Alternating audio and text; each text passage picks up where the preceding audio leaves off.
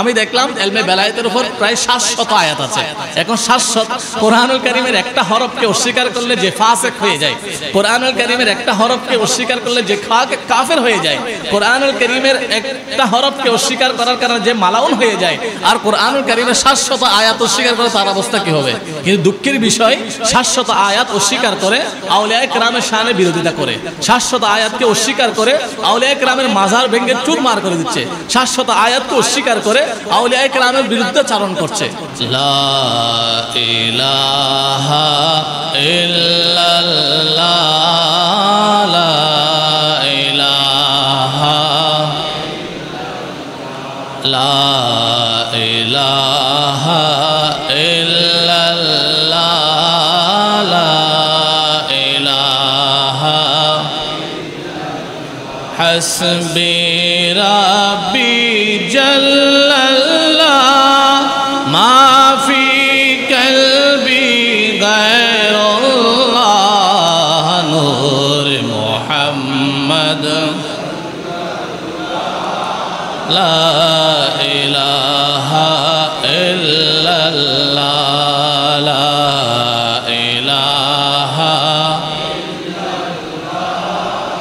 লা ইলাহা, মাল ও দৌলত দুনিয়া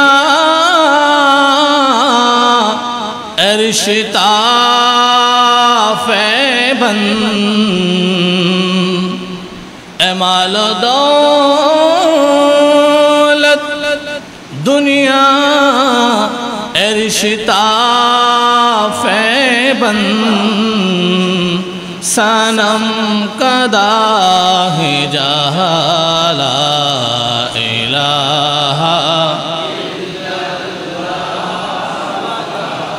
الہ لا الہ الا اللہ محمد رسول اللہ صلی اللہ علیہ وسلم۔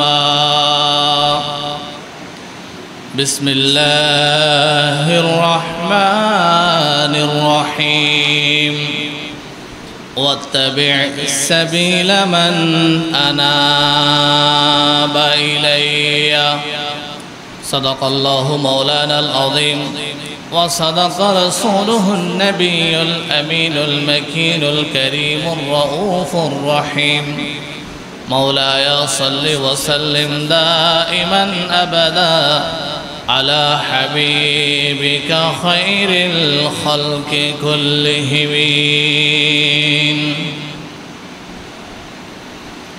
ہمارے لاج کسی کو ہاتھوں میں بغداد والی کا، ہمارے لاج کسی کو ہاتھوں میں بغداد والی کا، مصیبت ٹال دینا کام کسی کا، غوث اعظم کا،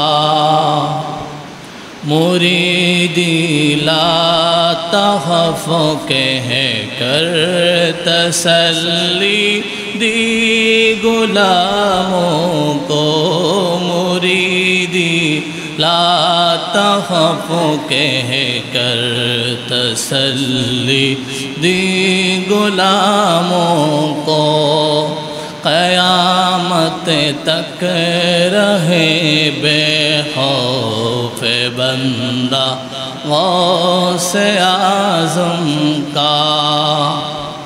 ہمارے لاج کسی کو ہاتھوں میں بغداد والی کا، ہمارے لاج کسی کو ہاتھوں میں بغداد والی کا، مصیبت ٹال دینا کام کسی کا، गौसे आज़म का।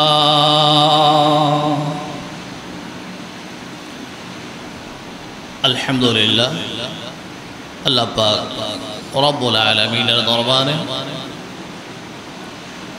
লক্ষবার কোটিবার কৃতজ্ঞতা আদায় করছি যে আল্লাহ দয়া করে মায়া করে আমাদেরকে পবিত্র জুমার দিন, গরিবের হজ্জের দিন, সৈয়দুল আইয়াম, আল্লাহ তাআলা যত দিবস সৃষ্টি করেছেন তোর মধ্যে সর্বশ্রেষ্ঠতম দিবস হচ্ছে পবিত্র জুমার দিন। আল্লাহ তাআলা আমাদেরকে মসজিদে এসে বসে রাসূলুল্লাহ সাল্লাল্লাহু আলাইহি ওয়াসাল্লামের উপর দুরূদ শরীফ আদায় করার জন্য তৌফিক দান করেছেন। এজন্য আমরা মহান আল্লাহ তাআলার দরবারে আমাদের সুস্থতার নিয়ামতের কৃতজ্ঞতা আদায় করে বলি আলহামদুলিল্লাহ। সাথে সাথে লক্ষবার কোটিবার দুরূদ এবং সালাত ও সালাম আদায় করছি আল্লাহ সুবহানাহু ওয়া তাআলা আমাদেরকে সর্বকালের সর্বশ্রেষ্ঠ নবীর সর্বশ্রেষ্ঠ রাহমাতুল লিল আলামিনের উম্মত বানিয়ে পাঠালেন। আমরা আরেকটিবার বলি আলহামদুলিল্লাহ।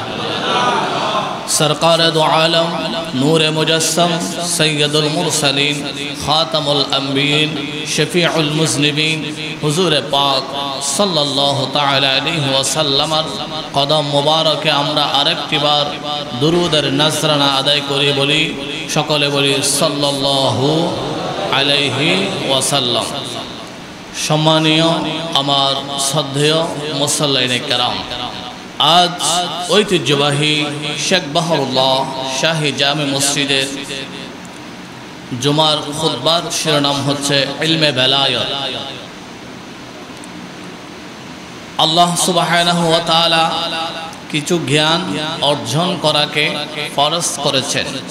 ফরজ দুই প্রকার, এক প্রকার হচ্ছে ফরজে আইন, আরেক প্রকার হচ্ছে ফরজে কিফায়া।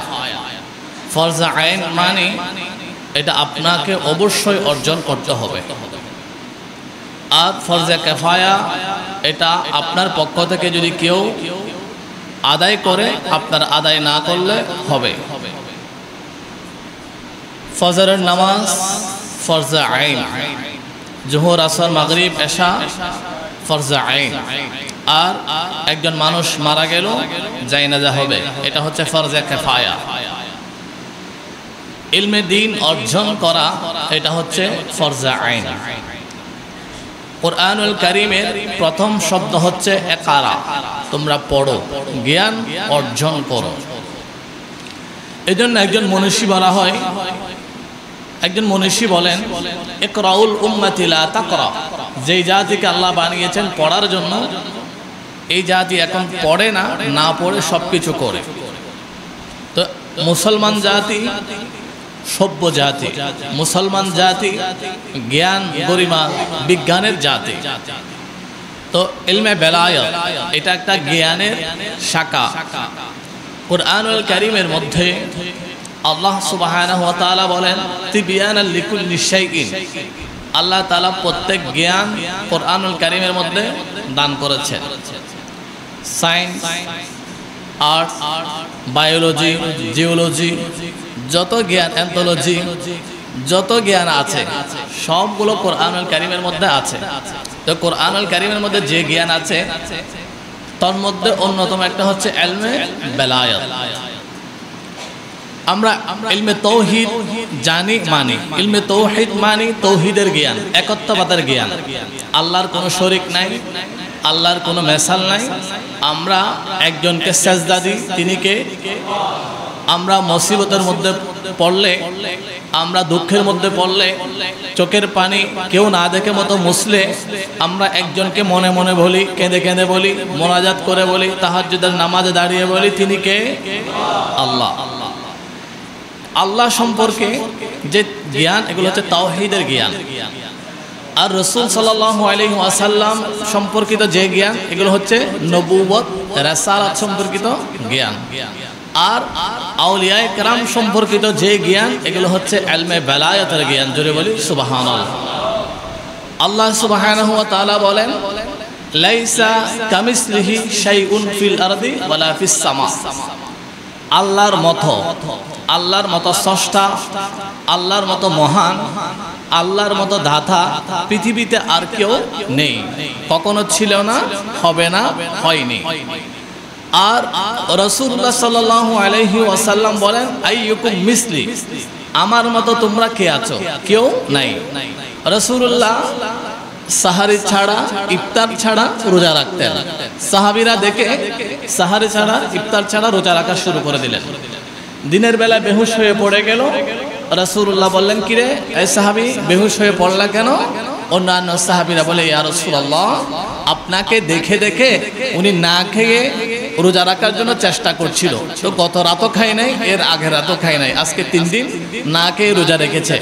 আল্লাহর নবী বলেন, আইয়ুকুম মিসলি, কে আছো আমার মতো? লাস্তু কাহাদিকুম, আমি তোমাদের কারো মতো নয়, তোমরা কেহ আমার মতো নয়। তো নবী হিসাবে নবীর কোনো মেসাল নাই, আল্লাহ স্রষ্টা হিসাবে আল্লাহর কোনো মেসাল নাই। আল্লাহ বলেন, লাইসা কামিসলিহি শাইউন ফিল আরদি ওয়ালা ফিস সামা। রাসূলুল্লাহ বলেন, আইয়ুকুম মিসলি, আমার কোনো মেসাল নাই। আর ইলমে বেলায়েতের মধ্যে যিনি ইলমে বেলায়েতের সম্রাট হুজুর শাহীন শাহ বাগদাদ আব্দুল কাদের জিলানী রাদিয়াল্লাহু তাআলা আনহু বলেন, ফামান ফি আউলিয়া ইল্লাহি মিসলি ওমান ফিল ইলমি ওয়াত তাসরিফ ফি হালি।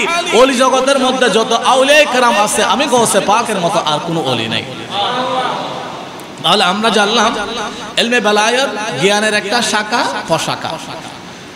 কুরআনুল কারীমের 114টা সূরা রয়েছে। সূরা ফাতিহা, সূরা বাকারা, সূরা আলে ইমরান। আমাদের মধ্যে অনেক যুবক, অনেক মানুষ, অধ্যবসায়ী মানুষ আছে যারা একটু খেয়াল করে, যেমন সূরা কুরআনুল কারীমের মধ্যে 114 সূরা, 114টা সূরার অর্থ জানা কোনো ব্যাপার না। একজন যুবক যদি চায় আমি আজকে 114 সূরার অর্থ শিখব, একজন কলেজের শিক্ষক, ছাত্র, কোনো সচেতন মানুষ যদি চায় আজকে আমি ব্যবসায়ী, 5 মিনিটও মনে হয় আমার লাগবে না। এই সূরা ফাতিহা, সূরা ফাতিহা অর্থ সূচনা। বাকারা, বাকারা অর্থ গাবি। আলে ইমরান, আলে ইমরান অর্থ ইমরানের পরিবার। মায়েদা, মায়েদা অর্থ আসমানি খাবার। আরাফ, আরাফ অর্থ পরিচিতি। আনফাল, আনফাল অর্থ যুদ্ধের সম্পদ। তাওবা, তাওবা অর্থ অনুশোচনা করা। ইউনুস, ইউনুস একজন নবীর নাম। হুদ একজন নবীর নাম। সূরা ইউসুফ, ইউসুফ একজন নবীর নাম। এরপরে সূরা রদ, এরপরে সূরা নামল, সূরা নামল পিঁপড়া, সূরা নামল অর্থ পিঁপড়া, মধু পোকা, মৌমাছি। সূরা বনি ইসরাইল একটা গোত্রের নাম, বনি ইসরাইল।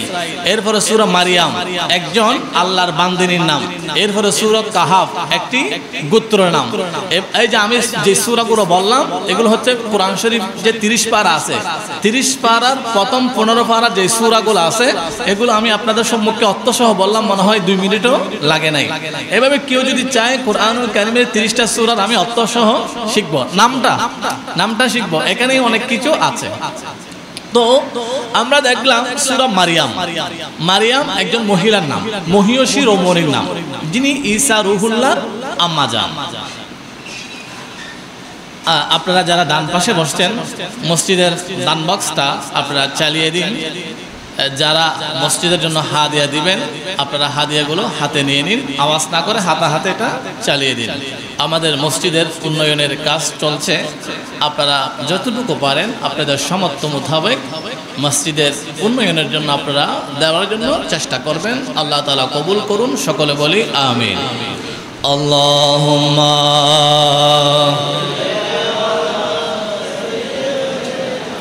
মাওলানা মুহাম্মদ ওয়ালা আলি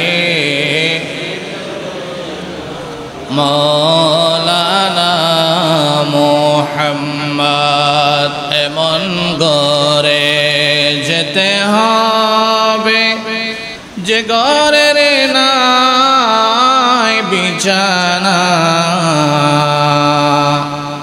এমন ঘরে থাকতে হবে যে ঘরের নাই ঠিকানা। আল্লাহুম্মা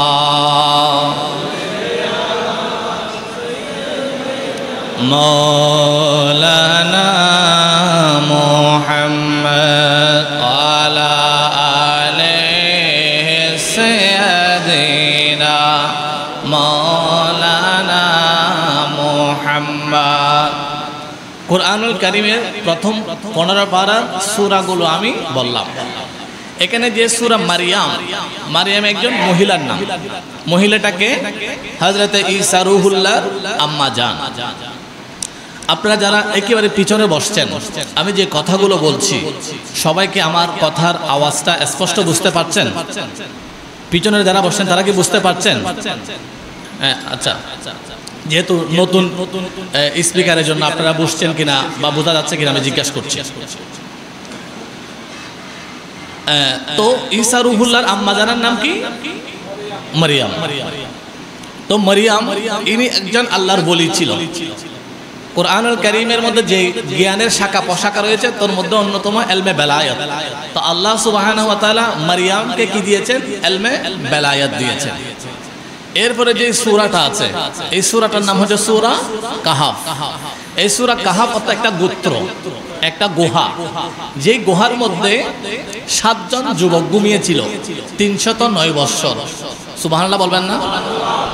আমরা ঘুমাই, একজন মানুষের ঘুম প্রয়োজন 24 ঘন্টার মধ্যে 7 ঘন্টা। একজন প্রাপ্তবয়স্ক মানুষের 7 ঘন্টা ঘুম প্রয়োজন, কিন্তু অনেকে 7 দুগুণ 14 ঘন্টা মারা যায়।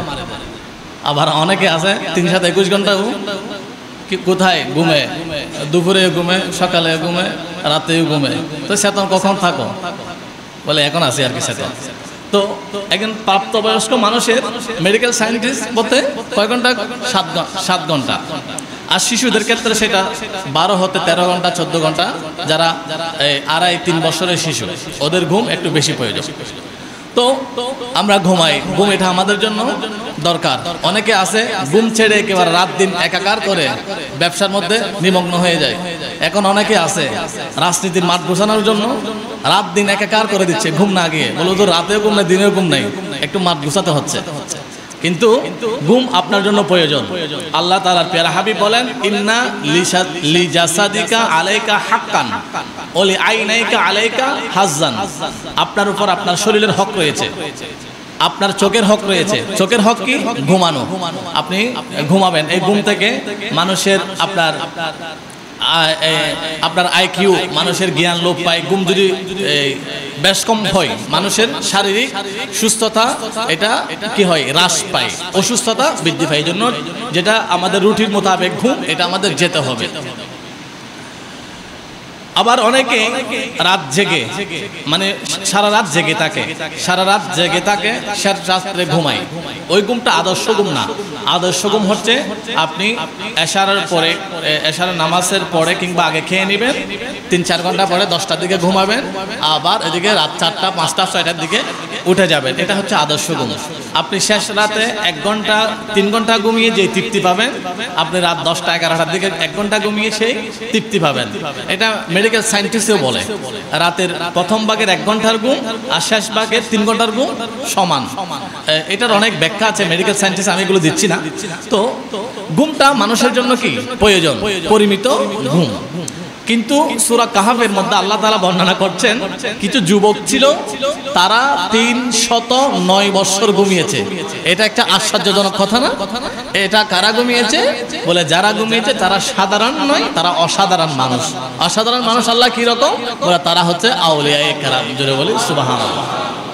এই সূরা কাহাফের মধ্যে আল্লাহ সুবহানাহু ওয়া তাআলা হযরতে মূসা নবীকে জিজ্ঞাসা করলেন, হে মূসা, পৃথিবীতে সবচেয়ে জ্ঞানী ব্যক্তি কে?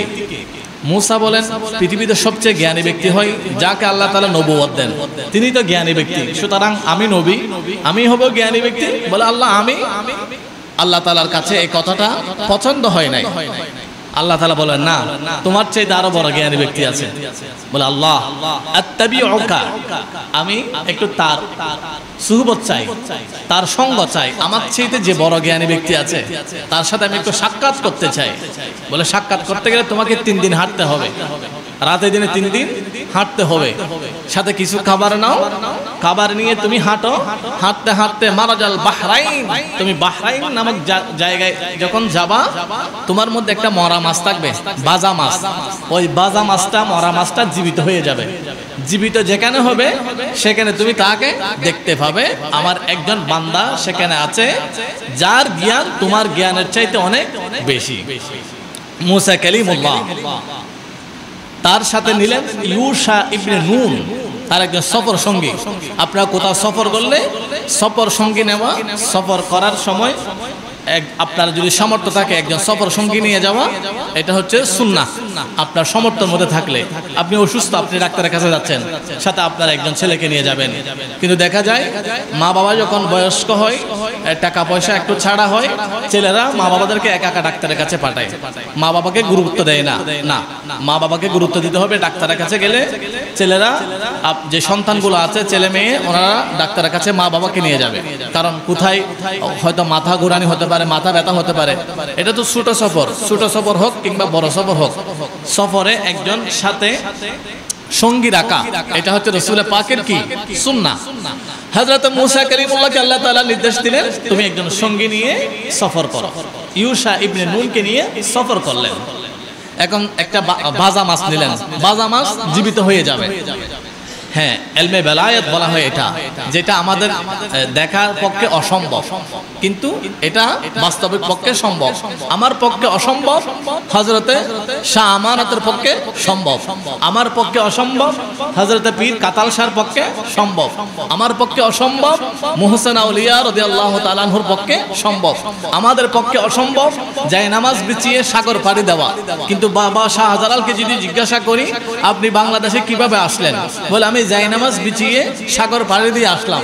আমরা যদি আপনার তামাকুন্ডি, রিয়াজউদ্দিন বাজার গিয়ে সব জায়নামাজ কিনে যদি বঙ্গোসাগরে দিই, আমরা জায়নামাজ যত দিব তত বঙ্গোসাগরে ডুববে। কিন্তু আমরা দিলে জায়নামাজ ডুবে যায়, আপনি দিলে জায়নামাজ ভেসে যায়, আবার জায়নামাজটা আপনাকে ওই পার থেকে এই পার পার করিয়ে দেয়। বলে এটার নাম হচ্ছে ইলমে বেলায়েত। তো ইলমে বেলায়েতকে কিছু মানুষ, কিছু টুপিওয়ালা, কিছু দাড়িওয়ালা, কিছু জুব্বাওয়ালা অস্বীকার করে। ইলমে বেলায়েতকে অস্বীকার করা মানে আল্লাহর দেওয়া কোরআনকে অস্বীকার করা। গৌসুল আজম দস্তগীরকে অস্বীকার করা মানে কোরআনুল কারীমকে অস্বীকার করা। কারণ সূরা কাহাফ যে সূরা, এটা হচ্ছে ইলমে বেলায়েতের উপর। সূরা মারইয়াম যে সূরা, এটা ইলমে বেলায়েতের উপর। সূরা আলে ইমরান যে সূরা, এটা ইলমে বেলায়েতের উপর। এখন ইলমে বেলায়েতকে অস্বীকার করে কেউ যদি মুসলমান দাবি করে, ইলমে বেলায়েতকে অস্বীকার করে কেউ যদি কোরআনুল কারীমের অংশীদার, কোরআনুল কারীমের আমলদার দাবি করে, তাহলে কোরআনুল কারীমের প্রতি পূর্ণ আমলদার হতে পারবে না। কারণ কোরআনুল কারীমের মধ্যে 700 আয়াত আছে ইলমে বেলায়েতের উপর। তো যেখানে 6666 আয়াত থেকে 700 আয়াত আল্লাহ ইলমে বেলায়েতের উপর দিয়েছেন, আমি দেখলাম ইলমে বেলায়েতের উপর প্রায় 700 আয়াত আছে। এখন 700 কোরআনুল কারীমের একটা হরফকে অস্বীকার করলে যে ফাসিক হয়ে যায়, কোরআনুল কারীমের একটা হরফকে অস্বীকার করলে যে কাফের হয়ে যায়, কোরআনুল কারীমের একটা হরফকে অস্বীকার করার কারণে যে মালাউন হয়ে যায়, আর কোরআনুল কারীমের 700 আয়াত অস্বীকার করে তার অবস্থা কি হবে? কিন্তু দুঃখের বিষয়, 700 আয়াত অস্বীকার করে আউলিয়ায়ে কেরামের শানে বিরোধিতা করে, 700 আয়াতকে অস্বীকার করে আউলিয়ায়ে কেরামের মাজার ভেঙে চুরমার করে দিচ্ছে, 700 আয়াতকে অস্বীকার করে আউলিয়ায়ে কেরামের বিরুদ্ধে চারণ করছে। সেই রকম বিরুদ্ধচারণ করেছিল 1925 সনে সৌদি আরবের মধ্যে। আপনারা যারা সৌদি আরব যাবেন ভবিষ্যতে, যাদেরকে আল্লাহ কবুল করবেন, জান্নাতুল বাকি, জান্নাতুল মুআল্লা শরীফে আপনারা যারা যাবেন, মোবাইলের মধ্যে গুগল ইউজ করেন, গুগলের মধ্যে আপনারা দেখবেন ওল ম্যাপ জান্নাতুল মুআল্লা, ওল ম্যাপ জান্নাতুল বাকি। ওল ম্যাপ মানে প্রাচীন ম্যাপ। আপনি যখন, আমি অনেক কিতাবের হাওলা আছে, কিতাবের হাওলাগুলো দিচ্ছি না, আপনারা হয়তো আরবি কিতাব আপনারা বা এটা চিনেন না, বা ওই কিতাব আপনারা পড়বেন না বা পড়তে পারবেন না, সাধারণ শিক্ষিত মানুষ, এটা আরবি ভাষায় জের জবর সারা কিতাব। এই জন্য আমি যারা এখন একেবারে গুগল ম্যাপ, আমাদের যে হাতের মধ্যে যে অ্যান্ড্রয়েড সেট আছে, এখানে আপনি যখন গুগল ম্যাপে লিখে দিবেন ওল ম্যাপ জান্নাতুল মুআল্লা জান্নাতুল বাকি, আপনি দেখবেন জান্নাতুল বাকির মধ্যে হযরত উসমান গনির মাজার ছিল। আপনি দেখবেন জান্নাতুল বাকির মধ্যে হযরত মা ফাতেমার মাজার ছিল। আপনি দেখবেন জান্নাতুল মুআল্লা শরীফের মধ্যে মা খাদিজাতুল কুবরার মাজার ছিল। আপনি দেখবেন জান্নাতুল বাকির মধ্যে শুধু একজন নয়, দুইজন নয়, 100 জন নয়, 10,000 সাহাবীর মাজার ছিল। কিন্তু 1925 সনে এই সালাফিবাদ সৌদি সরকারের আসনে বসে তারা মাজারগুলো ভেঙে দিয়েছে। তখন মুসলিম বিশ্বে তাদেরকে প্রতিবাদ জানিয়েছে, কিন্তু তারা সেটা গুড়ে দিয়েছে। এখন মাজার গুড়ে দিয়ে তারা কি করছে, এখন তারা নাইট ক্লাব খুলেছে। আপনারা জেনে অবাক হবেন, যেখানে আপনার ফিলিস্তিনের মানুষ না খেয়ে আছে, পৃথিবীর মধ্যে সবচেয়ে বেশি খাবার অপচয় হয় সৌদি আরবে। 5 জন মিলে একটা উটকায়। আবার পৃথিবীর মধ্যে বর্তমান সবচেয়ে বেশি সিনেমা হল চালু আছে সৌদি আরবে। বর্তমান আপনি গুগল ম্যাপ কোথাও, আমি যে কথাগুলো বলছি এগুলো আপনি ম্যাপে দেখলে গুগলের মধ্যে চার্জ দিলে পাবেন। পৃথিবীর মধ্যে বর্তমানে সবচেয়ে বেশি সিনেমা হল চালু আছে কোথায়, সৌদি আরবে। মুসলমান 2 প্রকার, একটা হচ্ছে জঙ্গিবাদী আর একটা হচ্ছে সুফিবাদী। যারা সুফিবাদী মুসলমান বিশ্বাস করে না, সুফিবাদী নয়, তারা জঙ্গিবাদী। জঙ্গিবাদী মানে কি, হামলা করে গুড়িয়ে দেওয়া। এই মাজারগুলো তারা কি করেছে, হামলা একেবারে গুড়িয়ে দিয়েছে। মাজার গুড়িয়ে দিয়ে তারা এখন কি করছে, সিনেমা হল, তারা এখন ফুটবল মাঠ, 10,000-এর বেশি ফুটবল মাঠ আছে সৌদি আরবে। একটা মাঠের পিছনে তারা লক্ষ লক্ষ কোটি, আমার আপনার উমরার টাকা, আমি আপনি যাচ্ছি উমরা করার জন্য সৌদি আরবে জিয়ারত করার জন্য, আমার আপনার টাকাগুলো দিয়ে তারা কি করছে, নাইট ক্লাব ওপেন করছে।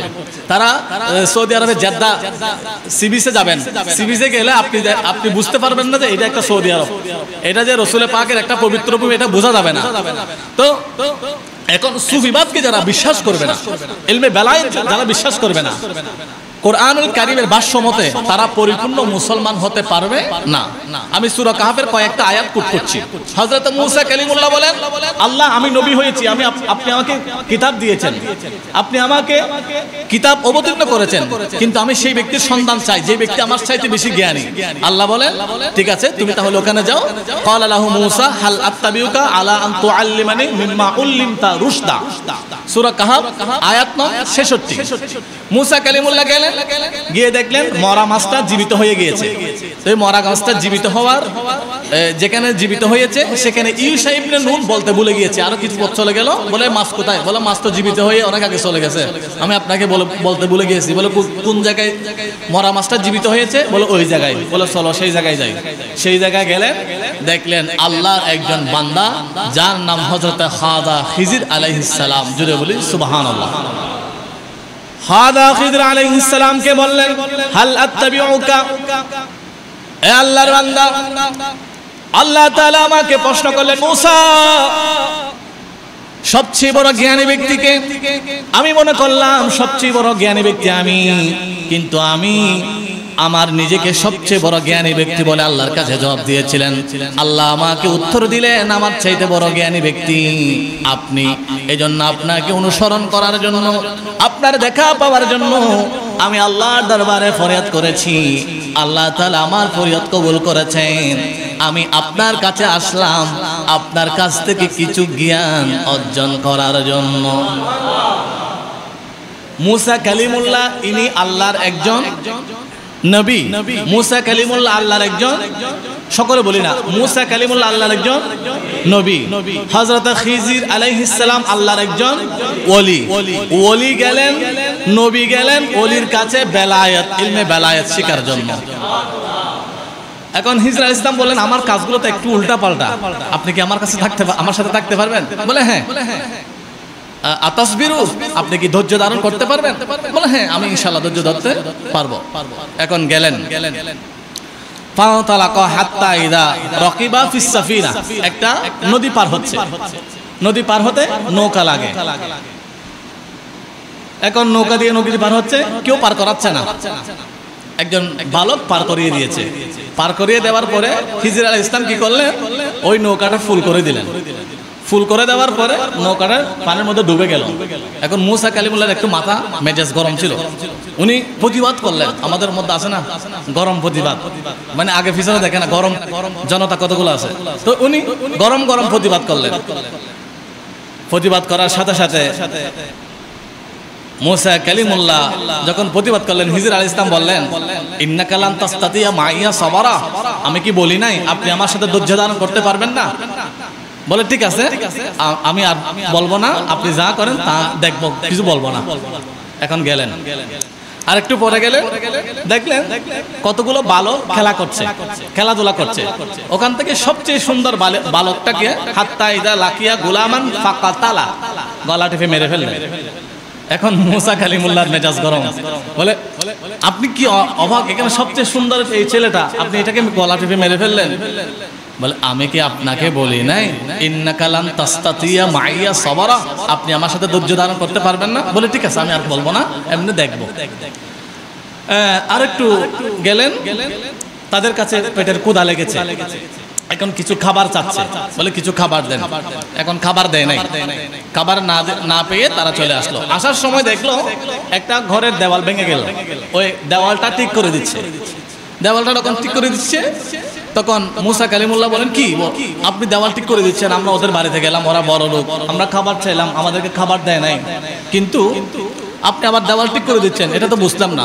তখন হিজর আলাইহিস সালাম কোরআনের ভাষায় বলে, আমি কি বলি নাই ইন্নাকা লান তাস্তাতিয়া মাইয়া সাবরা, আপনি আমার কাজগুলো দেখে আপনি এগুলো অসুবিধা মনে হবে, আপনি ধৈর্য ধরতে পারবেন না? বলে ঠিক আছে, ধৈর্য অনেক ধরছি। আপনি আমার সামনে একজন যেই ছেলেটা আপনাকে আমাকে পার করিয়েছে তার নৌকা আপনি ফুল করে দিয়েছেন, আবার আমাদের যখন আমরা পার আসছিলাম একজন সুন্দর বালক খেলা করছে, এই বালককে আপনি গলা টেপে মেরে ফেলছেন। মানুষের ফুল এই নদী আপনি যে ক্ষতি করলেন, আবার একজনকে মেরে ফেললেন, এগুলো তো খারাপ কাজ। আবার আমাদেরকে ওরা কিছু দেয় নাই খাবার জন্য, আবার তাদের দেওয়ালটা ঠিক করে দিচ্ছেন, এটা আমার বোঝা আসে নাই। বলে ঠিক আছে আমি আপনার সাথে আর যাবো না, এবার এগুলো কি জন্য করছেন আমাকে বলেন। এবার হযরত খিজির আলাইহিস সালাম ইলমে বেলায়াতের জ্ঞান শুরু করে দিলেন। হযরত খিজির আলাইহিস সালাম বলেন, আপনি কি তাহলে এখন সিদ্ধান্ত নিয়ে নিচ্ছেন আমরা পৃথক হয়ে যাব, আপনি আপনার রাস্তা যাবেন, আমি আমার রাস্তা যাব, তবে এই যে আমার সাথে যে ঘটনাগুলো ঘটলো এগুলো কেন ঘটলো আমি আপনাকে বলবো। বলে হ্যাঁ। বলে আমি ওই যে নৌকাটা ফুল করে দিলাম, নৌকাটা একটা ছিদ্র করে দিলাম, ছিদ্র করে দেওয়ার কারণে ওই নৌকাটা ডুবে গেল, এটা আর দেখা যাচ্ছে না। বলে এটা কি জন্য করছি দেখুন, আম্মা সাফিনাতু ফাকানাত, ওই নৌকাটা আমি ফুল করে দিলাম এই জন্য। আমি ইলমে বেলায়েতের দৃষ্টি দিয়ে দেখছি কিছুক্ষণ পরে একজন শাসক আসবে, ওই শাসক হবে জালেম, অনেক জালেম শাসক ছিল, আছে, থাকবে। তো ওই জালেম শাসকটা এই সুন্দর নৌকাটা নিয়ে যাবে, কিন্তু এই মানুষের এই নৌকাটা ছাড়া জীবিকা উপার্জন করার আর কোনো কিছু নাই। এই নৌকাটা নিয়ে গেলে সে বেচারা অসহায় হয়ে যাবে। এখন আমি ফুল করে দেওয়ার কারণে এই নৌকাটা ডুবে যাবে, পানির ভিতর থাকবে, আর ওই জালেম যখন আসবে এই নৌকাটা দেখবে না, এই নৌকাটা নিয়ে যাবে না। আমি ফুল করে দিলাম, কিন্তু সেই ফুলটা আবার ঠিক করে সে এটা দিয়ে কি চলাফেরা করবে, এটা দিয়ে রিজিক অন্বেষণ করবে, সেটা আমি দেখেছি আমার ইলমে বেলায়েতের দৃষ্টি দিয়ে। বলে তাই? বলে হ্যাঁ। দেখলেন হিজর আলাইহিস সালামের কথার সাথে মিলে গেল। এরপরে বলে ঠিক আছে এটা বুঝলাম, কিন্তু ওই এত সুন্দর একটা ছেলেকে, বালককে আপনি কেন মেরে ফেললেন? বলে ওই বালককে কেন মারলাম জানেন? এটার ওয়া আম্মাল গোলামু ফাকানা আবাওয়াহু মুমিনাইন, আমি ওই বালকটাকে মেরে ফেললাম এই কারণে আমি দেখছি ওই বালকটা কিছুদিন পরে একটু শক্তিশালী হয়ে সাঙ্গু ফাঙ্গু কিছু দুর্বৃত্তকারী কিছু সন্ত্রাসের সাথে তার সাথে বন্ধুত্ব হবে। এই সন্ত্রাসগিরি করতে গিয়ে সে তার মা বাবাকে মেরে ফেলবে। তার মা বাবা হচ্ছে মুমিন, কিন্তু এই মুমিন মা বাবাকে ফুসুকের মধ্যে সে নিমজ্জিত করবে। এগুলো আমি বেলায়েতের দৃষ্টি দিয়ে দেখতে পাচ্ছি, এই জন্য আমি এই ছেলেকে মেরে ফেললাম। এই ছেলেকে মেরে এই ছেলেকে আমি বাঁচালাম, এই ছেলের মা বাপকে বাঁচালাম। বলে এটা আমি দেখতে পাচ্ছি ইলমে বেলায়েতের চোখ দিয়ে। বলে ঠিক আছে দেওয়ালটা আপনি কেন তুলে দিলেন? বলে দেওয়ালটা ওয়া আম্মাল জিদারু ফাকানা লিগুলামাইনি ইয়াতীমাইনি ফিল মাদিনাতি ওয়া কানা তাহতাহু কানজুল লাহুমা, এই দেওয়ালের নিচে কিছু স্বর্ণ মুদ্রা আছে, এখানে দুইজন এতিমের সম্পদ আছে। ওই এতিমের বাবা মারা যাওয়ার সময় স্বর্ণ মুদ্রাগুলো দেওয়ালের নিচে ফুতে রাখলেন, আল্লাহর কাছে দোয়া করেন, আল্লাহ আমার সম্পদ আমার সন্তানগুলো যখন বড় হবে ওই সন্তানগুলোকে এই সম্পদগুলো তুমি পৌঁছে দিও। তখন কিন্তু বুজুর্গরা এগুলো করত। কোরআনুল কারীমের দ্বিতীয় সূরা সূরা বাকারা, বাকারা তো কি গাবি, এটা গাবির নামে কেন নামকরণ করা হয়েছে? একজন আল্লাহর বান্দা ছিলেন, তিনি কি করলেন ওই গাবিটাকে জঙ্গলে ছেড়ে দিলেন। আল্লাহ এই গাবিটাকে আমি জঙ্গলে ছেড়ে দিচ্ছি, আমার ছেলে যখন বড় হবে এই গাবিটাকে তুমি আবার জঙ্গল থেকে এখানে ফিরিয়ে দিও। তখনকার সলফে সালিহিন নেককার তাদের ঈমান এত পাওয়ারফুল ছিল, তারা যেটা আল্লাহর কাছে দোয়া করতেন সেটা হয়ে যেত। এখন বলে এই দেওয়ালটা আমি ঠিক করে দিলাম, এই দেওয়ালের নিচে কতগুলো কি আছে, সম্পদ আছে, এই সম্পদগুলো এখন দেওয়ালটা ভেঙে যাওয়ার কারণে মানুষ দেখতে পাবে, আর দেখতে পেলে তাদের সম্পদগুলো নিয়ে যাবে, এগুলো রক্ষা হবে না। আমি এই দেওয়ালটা ঠিক করে দিয়ে ওই এতিম বাচ্চাগুলোর সম্পদগুলো রক্ষা করলাম। এবার আপনারা বলুন, এই যে কথাগুলো বললাম, এখানে একটা লফজ আমার থেকে বলি নাই, আমার ব্যক্তিগত অভিমত থেকে বলে নাই। আমি সূরা কাহাফের 66 আয়াত থেকে শুরু করে 90 নং আয়াত পর্যন্ত বলেছি। সময় সংক্ষিপ্ততার কারণে আমি আয়াতগুলো মানে আয়াতের অংশ তেলাওয়াত করেছি। তাহলে এখানে বোঝা যাচ্ছে আল্লাহ সুবহানাহু ওয়া তাআলা ইলমে বেলায়াত নামে ইলমে বেলায়াত আউলিয়ায়ে কেরামদেরকে দান করেছেন। জোরে বলি। এবার ইলমে বেলায়াতের আমরা আধ্যাত্মিকতার মধ্যে আউলিয়া কেরামের মধ্যে সর্বশ্রেষ্ঠ বড় পীর নামে হুজুর গৌসে পাক আব্দুল কাদের জিলানী রাদিয়াল্লাহু তাআলা আনহুকে জানি, চিনি, মানি। ইনি ছিলেন কে? আওলাদ রাসূল। ইনি মায়ের দিক দিয়ে বাবার দিক দিয়ে ছিলেন আওলাদে রাসূল। আমরা শরীয়ত পালন করি যখন বালেগা হয়, ছেলেরা যখন স্বপ্নদোষ হয় বালেগ হয়, আর মেয়েদের যখন পিরিয়ড হয় বালেগা হয়। যখন এটা হবে তখন তার উপর শরীয়তের বিধি কি? প্রয়োগ ফরজ। একজন ছেলে 8 বছর, তার স্বপ্নদোষ হয় নাই, তার উপর নামাজ ফরজ হয় নাই, কিন্তু যেদিন থেকে ওটা হয়েছে সেদিন থেকে তার উপর কি? নামাজ ফরজ, রোজা ফরজ। মানে আমরা শরীয়ত পালন করি কখন? একটা মুকাল্লাফ বিশরা, যখন নির্দিষ্ট বয়স হবে। কিন্তু হুজুর গৌসে পাক শরীয়ত পালন করেছেন কখন জানেন? শাবান মাসের 29 তারিখ, চাঁদ দেখা যাচ্ছে না, সাহারি খাবে কি খাবে সবাই চিন্তিত। এখন কি করবে? কেউ চাঁদ দেখে নাই, বলে আমরা সাহারি খাবো কি খাবো না। এরপরে যে সকাল হয়েছে, এখন কেউ মানে রোজা রাখতে চাচ্ছে আর কেউ ভাঙতে চাচ্ছে। বলে না, আবু সালে ফেরেশতার একজন সুরুদ্দার একজন মানুষ এসে বললেন, আবু সালে মুসা জঙ্গির ঘরে একজন সন্তান গত রাত জন্ম নিয়েছে, সেই মানুষটা সকাল থেকে দুধ পান করছে কিনা দেখো। সেই মানুষটা যদি দুধ পান না করে তাহলে তোমরা রোজা রেখে দাও, আর সেই মানুষটা যদি দুধ পান করে তাহলে তোমরা রোজা রাখিও না। তো আজকে চাঁদ দেখা যায় নাই, দেখা গেল আবু সালে মুসা জঙ্গির ঘরে যেই ছেলেটা জন্ম নিয়েছে হুজুর আব্দুল কাদের জিলানী রাদিয়াল্লাহু তাআলা আনহু রাত 3টার সময়ও দুধ খেলেন। যখন সুবহ সাদিক শুরু হলো তখন মায়ের দুধ খাওয়া বন্ধ করে দিলেন। মা উম্মুল খাইর ফাতেমা অনেক চেষ্টা করলেন, দুধ পান করছে না। বলে তোমরা ধরে নাও, চাঁদ দেখা গিয়েছে। গৌসে পাক আব্দুল কাদের জিলানী ইলমে বেলায়েতের বাবার দিকে মায়ের গর্ভ থেকে, উনি মায়ের গর্ভ থেকে যখনই আসলেন তখনই রোজা রাখা শুরু করে দিয়েছেন। এটা হচ্ছে ইলমে বেলায়েত। এখন আমরা সবাই শিক্ষা অর্জন করি মাদ্রাসায় গিয়ে। গৌসে পাক আব্দুল কাদের জিলানী শিক্ষা অর্জন কোথায় করেছেন? 4 বছর বয়সে গিয়েছেন মাদ্রাসায়। মাদ্রাসায় গিয়ে বলেন, হুজুর বলেন আলিফ বলো, ছেলে বলে আলহামদুলিল্লাহি রাব্বিল আলামিন। বলে বা বলো, বলে আর রহমানির রহিম। তা বলো, বলে মালিকি ইয়াউমিদ্দিন। কিরে আমি বলছি আলিফ, তুমি বলো আলহামদুলিল্লাহি রাব্বিল আলামিন। এভাবে বলতে বলতে 18 পারা কোরআনুল কারীম বসার মধ্যে মুখস্থ বলে দিলেন। কিরে বেটা, সবাই এসে আলিফ বা পড়ে আর তুই এসে 18 পারা পড়ছিস, এটা শিখলি কোথায়?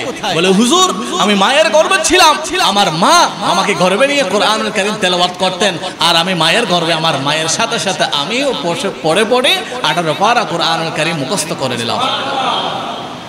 হুজুর গৌসে পাক আব্দুল কাদের জিলানী রাদিয়াল্লাহু তাআলা আনহু ওনার শিক্ষা জীবন এভাবে শুরু হলো। ওনার সত্যবাদিতা। আজ আমাদের সন্তানরা 10, 11, 12 বছর হলে কিশোর গ্যাংয়ের সদস্য হয়, কিন্তু গৌসে পাক আব্দুল কাদের জিলানী 8 বছর বয়সে একটা মিথ্যা কথাও বলে নাই। মা তার এই ইয়ার মধ্যে স্বর্ণ মুদ্রা 40টা স্বর্ণ মুদ্রা দিল, আস্তিনের মধ্যে সেলাই করে দিলে এগুলো নিয়ে যাচ্ছে। ডাকাতরা পেলো, দেখলো সবার থেকে সবকিছু নিয়ে নিচ্ছে। বলে তোমার কাছে কি আছে? বলে আমার কাছে 40টা স্বর্ণ মুদ্রা আছে।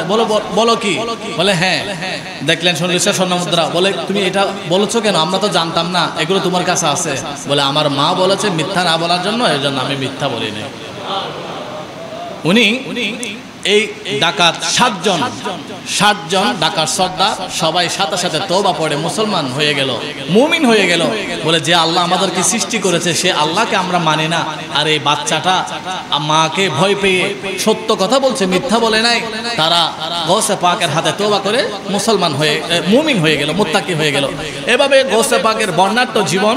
তাহলে আমরা আজকে জুমার মধ্যে এটুকু জেনেছি গৌসে পাক আব্দুল কাদের জিলানী রাদিয়াল্লাহু তাআলা আনহু আল্লাহর ওলি। আমাদের জুমার আলোচনা শেষের দিকে আর 2-3 মিনিট। এবার আমরা প্রশ্নোত্তরে, যেহেতু আমাদের সমাজে অনেক আছে ইলমে বেলায়েতকে অস্বীকার করে, আমরা প্রশ্নোত্তরে কোরআন কারীমের আলোকে আমরা জানবো কিভাবে। আমি যে খুতবার শুরুতে যে আয়াতটা তেলাওয়াত করেছিলাম, আল্লাহ বলেন ওয়াত্তাবি, তোমরা অনুসরণ করো এমন ব্যক্তিকে সাবিলা মান আনাবা ইলাইয়া, যে ব্যক্তিকে অনুসরণ করার মাধ্যমে তোমরা আমি আল্লাহ পর্যন্ত কি পৌঁছে যাবে। এখন আমরা কোরআনকে জিজ্ঞাসা করলাম, হ্যাঁ আল্লাহর কোরআন, আমরা কাদেরকে অনুসরণ করব? কোরআনের সূরা তাওবার 119 নং আয়াত আল্লাহ বলেন ওয়াকুনু মাস সাদিকিন, যারা সাদিকিন বান্দা তাদেরকে অনুসরণ করো। জোরে বলি। এখন আমরা আল্লাহ কোরআনকে আবার প্রশ্ন করলাম, সাদিকিন বান্দা কারা? কোরআনের সূরা নিসা 69 নং আয়াত উত্তর দিচ্ছে মিনান নাবিয়্যিন ওয়াস সিদ্দিকিন ওয়াস শুহাদাই ওয়াস সালিহিন, তারা নবী, তারা সিদ্দিক, তারা শহীদ, তারা সালিহিন। সালিহিন মানে কি? হুজুর গৌসে পাক আব্দুল কাদের জিলানী, আউলিয়ায়ে কেরাম, সমস্ত আউলিয়ায়ে কেরাম। এখন যদি আমরা বলি তাদের আলামত কি, আল্লাহর ওলিদের আউলিয়া কেরামের আলামত কি? সূরা ইউনূস 64 নং আয়াত আল্লাহ বলেন আল্লাযীনা আমানু ওয়া কানু ইয়াত্তাকুন, তারা ঈমানদার, তারা মুত্তাকি। এবার যদি বলি তাদের চরিত্রটা কেমন, সূরা আরাফের 201 নং আয়াত বলে তাদের চরিত্রটা হচ্ছে ইন্নাল্লাযীনা তাকাউ ইযা মাসসাহুম তায়িফুম মিনাশ শাইতানি তাযাক্কারু ফাইযা হুম মুবসিরুন, তাদেরকে শয়তান স্পর্শ করতে পারে না, অর্থাৎ তারা কাবীরা গুনাহ থেকে কি থাকে? বিরত থাকে। এবং তাদের কাজগুলো কেমন? সূরা কাহফের 9 নং আয়াত বলে আম হাসিবিদা আন্না আসহাবাল কাহফি ওয়ার রাকিমি কানু মিন আয়াতিনা আজাবা, তাদের কাজগুলো হচ্ছে আশ্চর্যজনক। হযরত খাজা গরিব নওয়াজ, হযরত মুঈনুল মিল্লাত ওয়াদ দ্বীন সমস্ত আনাসাগরের পানি বদনার মধ্যে বলে বললেন, এটা আশ্চর্যজনক। শাহজালাল জায়নামাজ বিছিয়ে আসলেন, আশ্চর্যজনক। মুহসিন আউলিয়া পাথরে করে আসলেন, এটা আশ্চর্যজনক। কাতাল শাহ কাতাল মাছের পিঠে করে আসলেন, এটা আশ্চর্যজনক। কোরআন বলে আম হাসিবিদা আন্না আসহাবাল কাহফি, আসহাবে কাহফের 307 জন বালক 309 বছর ঘুমিয়েছে। আউলিয়া কেরামের কাজগুলো হচ্ছে আশ্চর্যজনক কাজ। এবার যদি আমরা বলি তাদের ক্ষমতা কতটুকু, বলে কবালা আইয়ার তাদু ইলাইকা তরফুক, সূরা নামাল 41 বলে তাদের ক্ষমতা এমন, তারা যদি বাংলাদেশে বসে আরেক দেশের সিংহাসন নিয়ে আসতে চায় মুহূর্তের মধ্যে নিয়ে আসতে পারবে। হযরত আসব বিন বরখিয়া সুলাইমান নবীর উম্মত ছিলেন, ইনি সুলাইমান নবীর সামনে বসে রানী বিলকিসের সিংহাসন অমুক দেশ থেকে নিয়ে আসছে। আপনি আউলিয়া কেরাম, আমাদের আশেপাশে যত আউলিয়া কেরাম আছে, শাইখুল ইসলাম গৌসুল আজম মাসবান্ডারি, প্রত্যেক আউলিয়া কেরামের কথা আপনি কোরআনুল কারীমের মধ্যে পাবেন। যদি আপনি মুহাব্বত নিয়ে দেখেন, আর আপনি যদি মুহাব্বত নিয়ে গুস্তাখি নিয়ে দেখেন, তাহলে আপনি এখান থেকে জঙ্গিবাদ শিখবেন, এখান থেকে আপনি মাজার ভাঙা শিখবেন, আউলিয়া কেরামের রোজার মধ্যে হামলা করা শিখবেন। আর আপনি যখন মুহাব্বত নিয়ে দেখবেন, এখান থেকে আউলিয়া কেরামকে মুহাব্বত করা শিখে নেবেন। এরপরে যদি আমরা বলি তাদের নিকট কি পাওয়া যায়, বলে মরিয়ম আলাইহিস সালামের কাছে জাকারিয়া গেলেন, বলেন এ মরিয়ম, আমার এখন 90 বছর বয়স, সন্তান হওয়ার সম্ভাবনা নাই, আমাকে একজন আমার সন্তান হওয়ার জন্য দোয়া করো। মরিয়ম দোয়া করলেন, জাকারিয়া সন্তানের বাবা হলেন। তাদের আকৃতি কেমন, বলে সীমাহুম ফি উজুহিহিম মিন আসারিস সুজুদ, যখন রাত 3টায় সবাই ঘুমায় তারা তাহাজ্জুদের মুসাল্লায় থাকে। এবার যদি আমরা তাদের সাথে কথাবার্তা কেমন বলবো, কিভাবে বলবো, বলে আলা ইন্না আউলিয়া আল্লাহ, সাবধানতার সাথে বলবে। এখন শেষ পয়েন্ট, আমরা তো মানুষ, অন্যান্য যুগের যারা নবী ছিলেন, যাদের উপর কিতাব নাজিল হয়েছে, তারা আল্লাহর কাছে দোয়া করেছেন কি? হযরতে সুলাইমান আলাইহিস সালাম আল্লাহর কাছে দোয়া করেছিলেন, ওয়া আদখিলনি বিরহমাতিকা ফি ইবাদিকাস সালিহিন, আল্লাহ আপনি আমাকে নবী বানিয়েছেন, আমি দোয়া করছি যারা আউলিয়া কেরাম, তারা যারা আপনার বন্ধু, যারা সালিহিন বান্দা, তাদের সাথে বসার জন্য, তাদের সাথে চলার জন্য আমি সুলাইমান নবীকে তুমি তৌফিক দান করো। ইউসুফ নবী, যার শানে কোরআনুল কারীমের একটা সূরাও আছে, একজন ইউসুফ নবী, তার উপর নবুয়ত রিসালাত আল্লাহ তাআলা দান করেছেন। সেই ইউসুফ নবী আল্লাহর কাছে দোয়া করেছিলেন, রব্বি কদ আতাইতানি মিনাল মুলকি ওয়া আল্লামতানি মিন তাওয়িল হাদিস তাওয়াফানি মুসলিমা ওয়া আলহিকনি বিস সালিহিন, আল্লাহ আপনি আমাকে নবী বানিয়েছেন, আমার উপর কিতাব নাযিল করেছেন, আমাকে নবুয়ত দিয়েছেন। আমি ইউসুফ নবী দোয়া করছি, আল্লাহ আমাকে আপনার যারা নেক বান্দা, যারা আউলিয়া কেরাম, তাদের সাথে ওঠার জন্য, বসার জন্য, থাকার জন্য আমাকে তৌফিক দান করো। হযরত ইব্রাহিম খলিলুল্লাহ, আমাদের মুসলিম জাতির আদি পিতা, সেই ইব্রাহিম খলিলুল্লাহ আল্লাহর কাছে দোয়া করেছিলেন, আল্লাহ রব্বি হাবলি হুকমা ওয়া আলহিকনি বিস সালিহিন, আল্লাহ আমি নবী হয়েছি, রাসূল হয়েছি, আল্লাহ আপনি আমাকে তৌফিক দান করুন, আমি যাতে আপনার নেককার বান্দাদের সাথে থাকতে পারি।